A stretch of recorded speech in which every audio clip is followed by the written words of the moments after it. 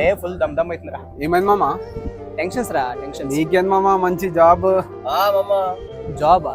అరే జాబ్ ఉన్న కష్టాలు ఎలా ఉంటాయి తెలుసా? ఏముంటారా? ఎవరి కష్టాలు ఎందుకు, నా కష్టాలే చెప్పుకుంటా. నాకు నెలకి 50,000 శాలరీ వస్తుంది. నెలకి 50,000, రూమ్ రెంట్ 10,000, బైక్ ఈఎంఐ 10,000, ఇంకో 30,000 మిగులుతాయి. 30,000 20,000 ఇంటికి పంపించేస్తా. మిగతా 10,000 మిగులుతాయి. ఆ 10,000 నా ఖర్చులని, ఆ ఖర్చులని, ఈ ఖర్చులని, ఇంకేం మిగులుతారా నా బుచ్చి తప్ప?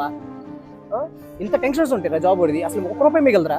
ఇంకో విషయం చెప్తాను, జాబ్ చేసేవాడు చూడటానికి గుడ్ లుకింగ్ గా కనపడతారు. వాడు మంచి టీ షర్ట్, మంచి పాయింట్, మంచి షూ, మంచి స్వెప్పులు, మంచి స్వెట్స్ ఇవన్నీ వాడతారు. కానీ వాడు చూడటానికి ఎలా ఉంటాడు, సినిమా హీరో అనుకుంటారు. కానీ పెద్ద పేరే ఉండదు. పైన పట్టారో లోన్లు కొట్టారో.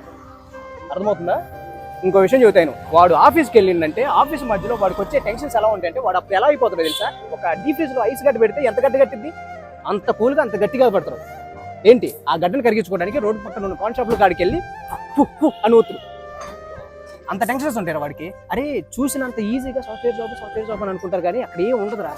ఏంటి కూలి పనులు పోయి చేస్తారు చూసినా, రోజుకి ఒక 500 1000 రూపాయలు సంపాదించుకుంటారు చూసినా, వాళ్ళు హ్యాపీగా బ్రతుకుతారు. వీడు సంపాదించే 50,000 ఈ రూమ్ రెంట్లకి వీటికి అన్ని మింగేస్తాంటే ఇంకా వీడికే మిగులుతారా.